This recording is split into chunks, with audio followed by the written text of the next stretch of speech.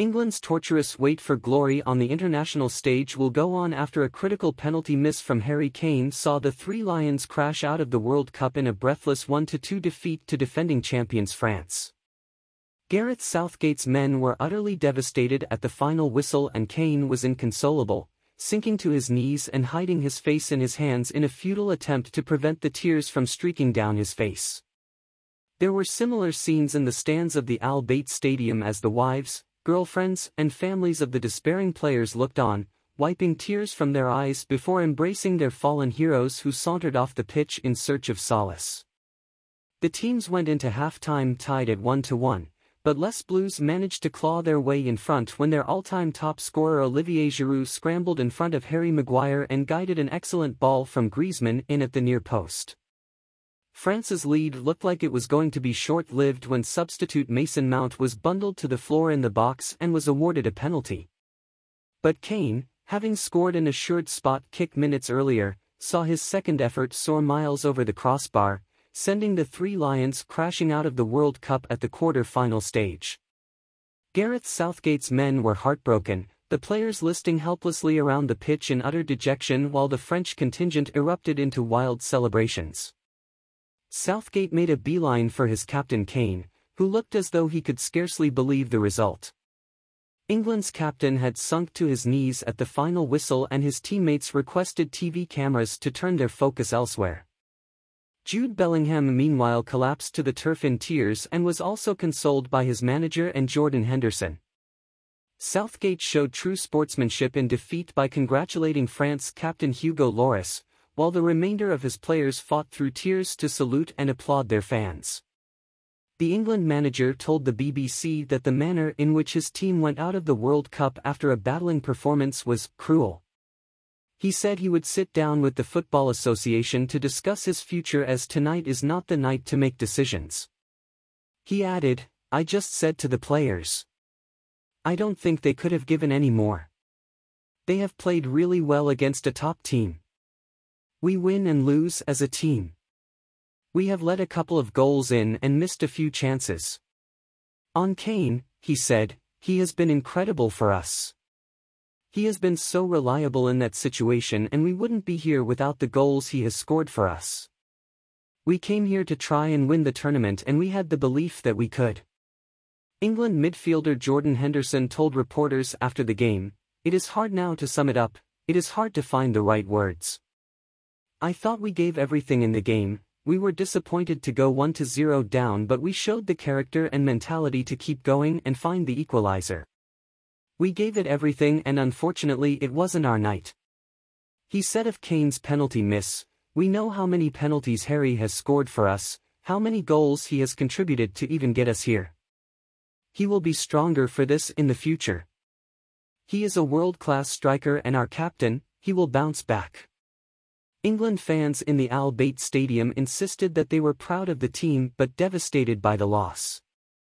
Painter Mick Warner, 38, who was sat right behind the French goal for Kane's penalty, said, "I saw that his eyes were completely focused, and I thought, this is one of the most potent strikers in the world. He never really misses a penalty. But he ballooned it over. I just can't understand what went wrong. He's normally so cool, but he pulled his shirt over his face and I could see he just wanted to disappear. I have followed England at 3 World Cups and it's always the same. We are always so unlucky. It's heartbreaking tonight. And there's no way to get a drink." Bob Mugall, 42 from East London said, "I thought the lads played really well and had enough chances to win it. I'm gutted because I really thought it was going to be England's year. The teams played well at this tournament and they were very unlucky tonight." David Webster, 59 from Cheshire said, "It's a hard one to take. I'm not sure what to say to be honest and I can't imagine what the players are going through. The team did us proud out here and haven't let us or the country down. It hurts a lot but we'll be back." The Prince of Wales sent a personal message to the England team, saying he was gutted for Southgate and the players, adding, "We are all so proud of you." After the game, William tweeted, "Gareth, Harry and the whole England squad and staff, gutted for all of you. You put so much into this tournament and we are all so proud of you. Heads held high and on to the next one. Labour leader Sir Keir Starmer said England deserved to win the game and the result was absolutely gutting. Former striker Wayne Rooney, who is now tied with Kane as England's all-time top scorer, tweeted, "Absolutely gutted for the lads but proud of the way they've played this tournament and they should be proud. Congratulations to Harry on equaling the record, he'll be on his own soon and couldn't think of anyone better to take over. Keep your head up, Harry."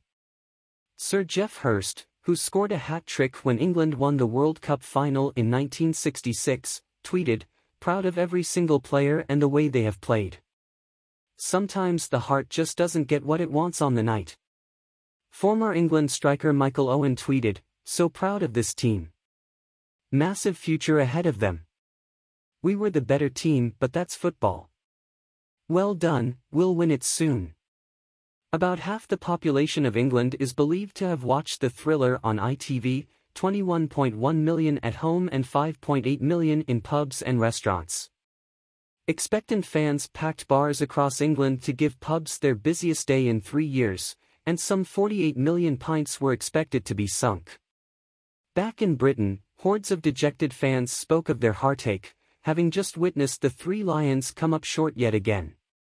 Supporters at the Lunar Springs warehouse in Birmingham had jumped onto tables and screamed in ecstasy when England were awarded a second penalty of the night, but total silence descended on the packed venue when Harry Kane's second penalty ballooned over the bar.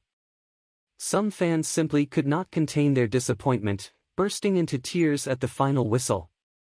Charlie Bromyard, 33, sobbing into his pint of lager, said, "I've never seen him miss.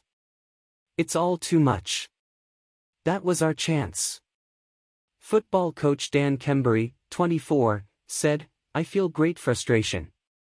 France were the better side but this English side has a real future. We are packed full of young players who have multiple tournaments ahead of them.